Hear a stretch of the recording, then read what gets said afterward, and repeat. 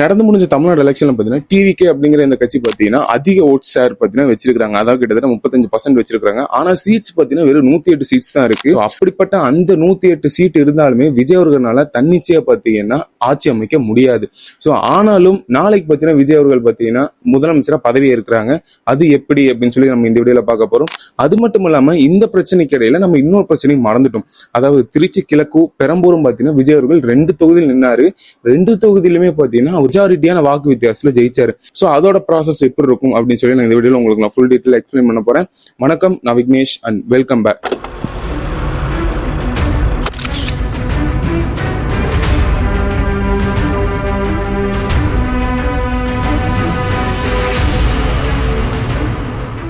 So இந்த 108 சீட்ஸும் பாத்தீங்கன்னா அவங்க ஏதோ தெரியாத முகம் தெரியாத ஒரு வேட்பாளர்கள் எதிர்த்து நின்று ஜெயிச்ச சீட்ஸ் எல்லாம் கிடையாது. கிட்டத்தட்ட பாத்தீங்கன்னா திமுகவை தான் பாத்தீங்கன்னா அவங்க ஃபுல் அண்ட் ஃபுல் அவங்களோட ஓட் ஷேர் பாத்தீங்கன்னா இவங்ககிட்ட வந்திருக்குது. கிட்டத்தட்ட பாதி ஓட் ஷேர் பற்றினா வந்திருக்குது. சோ அப்படிப்பட்ட ஓட் ஷேரும் யாரு எதிர்த்து நின்று ஜெயிச்சிருக்காங்கன்னு பாத்தீங்கன்னா முக்காவாசி பாத்தீங்கன்னா அமைச்சர்களை தான் பாத்தீங்கன்னா முக்காவாசி அமைச்சர்களை பாத்தீங்கன்னா தோக்கடிச்சிருக்காங்க டிவிக்கு. அதுல ஒரு செட் ஆஃப் பீப்புள் யாருன்னு பாத்தீங்கன்னா சிஎம் ஸ்டாலின் அவர்கள் அவங்களோட முக்கியமான கேண்டிடேட், அதுவும் கொளத்தூர்ல கிட்டத்தட்ட 8000 வாக்கு வித்தியாசத்துல பாத்தீங்கன்னா விஎஸ் பாபு அப்படிங்கிற ஒருத்தனால பாத்தீங்கன்னா தோக்கடிக்கப்பட்டாரு.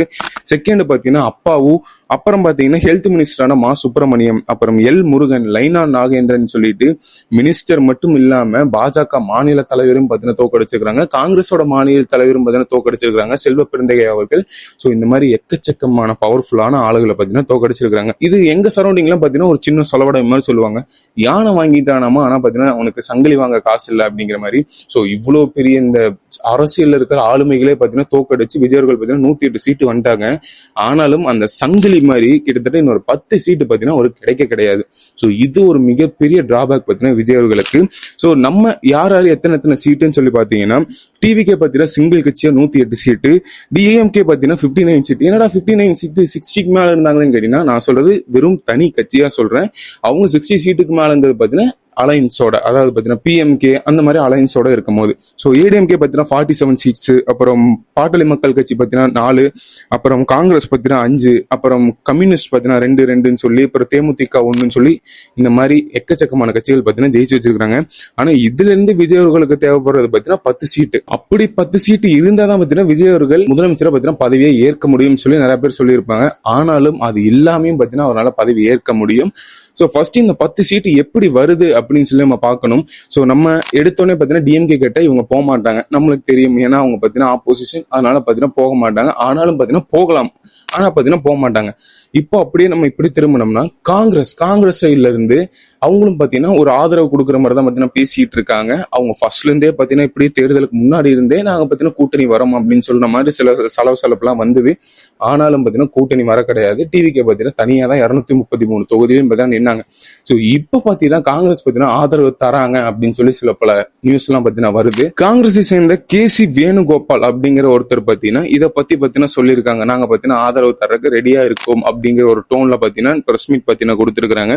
சோ அப்படியே காங்கிரஸ் அவங்களோட ஃபுல்லும் சீட்ஸும் கொடுத்தாலும் அவங்க நின்னது பாத்தீங்கன்னா கிட்டத்தட்ட 23 தொகுதி கிட்ட டிஎம்கே அலையன்ஸ்ல இருக்கும்போது நின்னாங்க. ஆனா அவங்க ஜெயிச்சது எவ்வளவுன்னு பாத்தீங்கன்னா வெறும் 5 தொகுதியில தான் பாத்தீங்கன்னா ஜெயிச்சிருக்காங்க.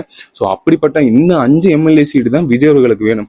சோ 5 சீட்டு போயிட்டாலும் மிச்ச 5 சீட்டு பாத்தீங்கன்னா வேணும். இது யார்கிட்ட போகிறது அப்படின்னு சொல்லி பெரிய பிரச்சனையா இருக்கும். சோ நம்ம அப்படி இந்த சைடு பார்த்தோம்னா இவங்களுக்கு அடுத்து சீட் பெருசா யாரு ஜெயிச்சிருக்காங்கன்னா பாட்டாளி மக்கள் கட்சி, இவங்களும் பாத்தீங்கன்னா ஜெயிச்சிருக்காங்க. சோ அவங்க கிட்டையும் இப்படி கேட்கறாங்க. அவங்களும் என்ன சொல்றாங்கன்னா நாங்க வரல அப்படின்னு சொல்ல கிடையாது. வைகோ அவர்கள் சொல்லிட்டாங்க, நான் பாத்தீங்கன்னா டிவிகே கிட்ட எங்களோட அலையன்ஸ் கிடையாது அப்படின்னு சொல்லி ஒரு ஓப்பனா சொல்றாரு. மத்த எந்த கட்சியுமே ஓப்பனா சொல்ல கிடையாது. இதுதான் பாத்தீங்கன்னா அரசியல். நம்ம என்ன சொல்லுவோம், இல்ல கொள்கை மாதிரி போக மாட்டாங்க அப்படின்னு, அதெல்லாம் சுத்தமா கிடையாது. சோ யாரு வேணா எப்ப வேணா வந்து சேரலாம். அடுத்து பாத்தீங்கன்னா கம்யூனிஸ்ட், அவங்களும் பாத்தீங்கன்னா விஜய் அவர்களா வந்து கேட்டா நாங்க பாத்தீங்கன்னா பேச்சுவார்த்தைக்கு தயார் அப்படிங்கிற மாதிரி ஒரு டோன்ல பாத்தீங்கன்னா செட் பண்றாங்க. ஏடிஎம்கே கூடயும் பாத்தீங்கன்னா பேச்சுவார்த்தை போயிட்டு இருக்கிறதா பாத்தீங்கன்னா சொல்றாங்க. நான் இப்போ நேத்து போட்ட வீடியோல பாத்தீங்கன்னா சொல்லியிருப்பேன். ஏன்னா ஏடிஎம்கேங்கிறது 3rd லார்ஜஸ்ட் பார்ட்டி. அவங்க வச்சிருக்கிற இந்த சீட்ஸை வச்சு அவங்களால அசம்பிளியில உட்காந்து பேசதான் முடியும் மொழிய, மத்த வேற எதுவுமே பண்ண முடியாது. அப்போசிஷன் கூட பண்ண முடியாது. ஏன்னா அப்போசிஷன் பாத்தீங்கன்னா டிஎம்கே.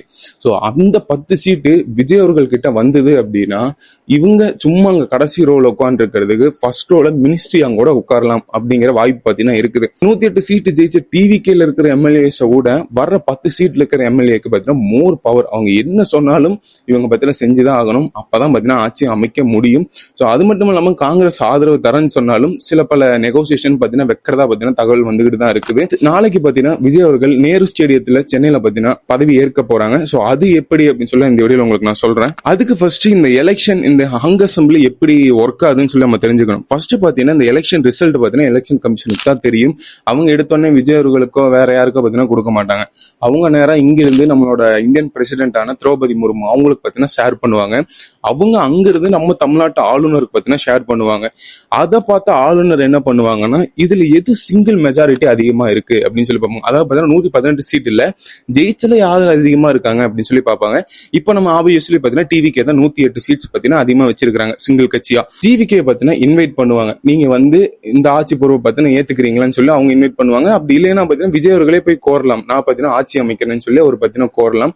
விஜய் அவர்களும் பார்த்தீங்கன்னா மெயில் போட்டிருக்காங்க, அவங்களும் பார்த்தீங்கன்னா சில சொற்ப நாட்கள் பார்த்தீங்கன்னா கேட்டிருக்காங்கன்னு சொல்லப்படுது. ஸோ இந்த மாதிரி பார்த்தீங்கன்னா இவங்க ரெண்டு பேரும் பார்த்தீங்கன்னா யாரோ ஒருத்தவங்க பார்த்தீங்கன்னா அழைக்கலாம். ஸோ அப்படி அழைச்சி வந்ததுக்கு அப்புறம் ஆளுநர் என்ன சொல்லுவாருன்னா நீங்க ஆட்சி அமைக்கிறீங்களான்னு கேட்பாரு. ஆனாலும் ஆமா நான் அமைக்கிறேன் அப்படின்னு சொன்னாலும் இவங்க கிட்ட 118 சீட்டு கிடையாது. ஃபர்ஸ்ட் எடுத்தோடனே 118 சீட்டு வந்துருச்சு அப்படின்னா இவங்க டைரக்டா போய் ஆட்சி அமைக்கலாம். அப்படி இல்லாத பட்சத்துக்கு இவர் சிஎம் ஆன பிறகும் பார்த்தீங்கன்னா இவர் அந்த மெஜாரிட்டியை பார்த்தீங்கன்னா ப்ரூவ் பண்ணலாம் அப்படிங்கிறது பார்த்தீங்கன்னா ஒரு உண்மை. ஏன்னா இவங்க சிஎம் ஆன உடனே பாத்தீங்கன்னா அசம்பிளி எல்லாம் நடக்காது, சில நாட்கள் தள்ளி போகும். அப்போ இவங்க பாத்தீங்கன்னா அந்த மெஜாரிட்டியை பத்தி நிரூபிக்கலாம். இதெல்லாம் நடக்காம சிஎம் ஆன பிறகும் மெஜாரிட்டி ஆகல அப்படிங்கறது ஒரு கேள்வி வரும். அப்ப என்ன பண்றது அப்படின்னு கேட்டீங்கன்னா ஃபர்ஸ்ட் விஜய் அவர்களே வந்து சொல்லலாம் ஆட்சியை கழிச்சு மறுதேர்தல் நடத்துங்க அப்படின்னு சொல்லி விஜய் அவர்களே பாத்தீங்கன்னா ஆளுநர் கிட்ட அப்பீல் பண்ணலாம். அப்படி இல்லாத பட்சத்துக்கு ஆளுநர் பாத்தீங்கன்னா பிரசிடென்சியல் ரூலுக்கு பாத்தீங்கன்னா அலோவ் பண்ணுவார். அது தமிழ்நாட்டு ஆளுநர் பாத்தீங்கன்னா பிரசிடென்சியல் ரூலுக்கு பாத்தீங்கன்னா அலோவ் பண்ணுவாரு. அந்த பிரசிடென்சியல் ரூல் பாத்தீங்கன்னா தமிழ்நாட்டில் நடக்கும். அவங்களும் பாத்தீங்கன்னா ஒரு செட் ஆஃப் டைமிங் பாத்தீங்கன்னா கொடுப்பாங்க, கிட்டத்தட்ட ஒரு 6 மாசம் கிட்ட டைமிங் கொடுப்பாங்க.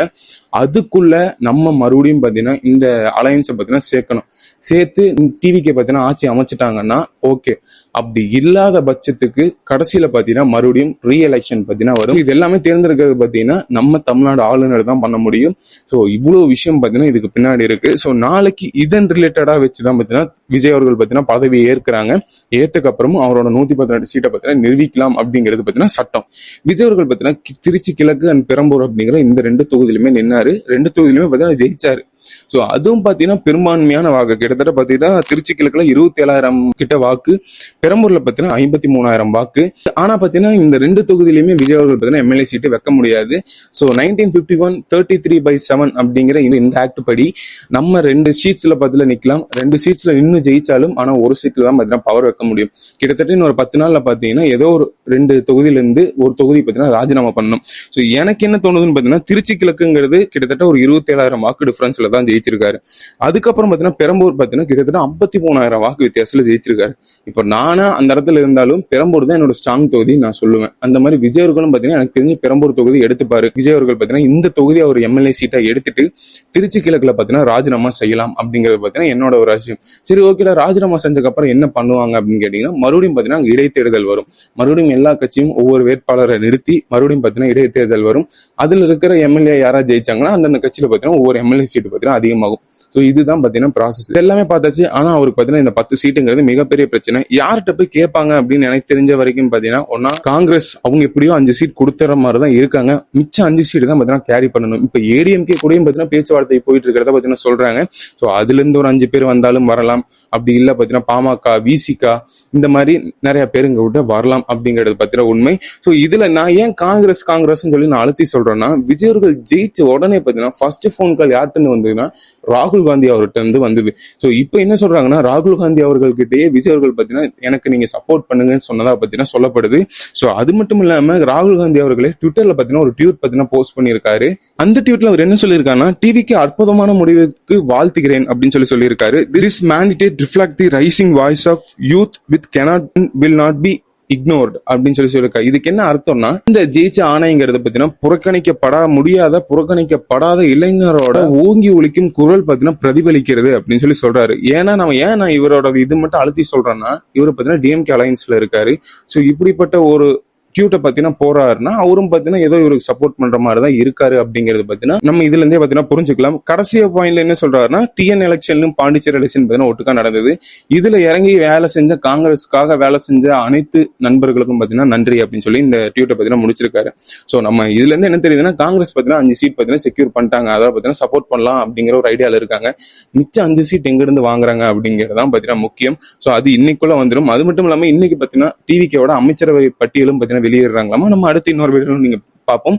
இதை பத்தி நீங்க என்ன நினைக்கிறீங்க? டிவிக்கே பாத்தீங்கன்னா காங்கிரஸ் கிட்ட 5 சீட் வாங்கிக்கிறாங்க. மிச்சம் 5 சீட் எங்க இருந்து வரும் சொல்லி நீங்க நினைக்கிறீங்கன்னு சொல்லி மறக்காம கீழே கமெண்ட் பண்ணுங்க. சோ நான் அடுத்து இதே மாதிரி இன்னொரு வீடியோ சந்திக்கிறேன். Until then, bye from Vignesh. Bye.